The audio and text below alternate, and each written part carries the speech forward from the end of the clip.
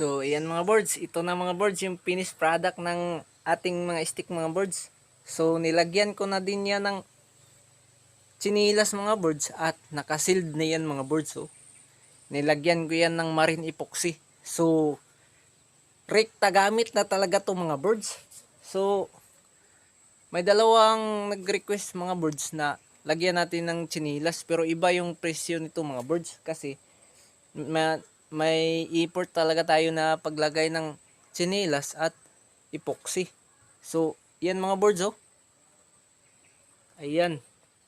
So, dalawang piraso, dalawang magpares to mga boards. So, dalawang set. Tigda dalawang set. So, ayan mga boards. So, ayan, tingnan nyo yan mga boards.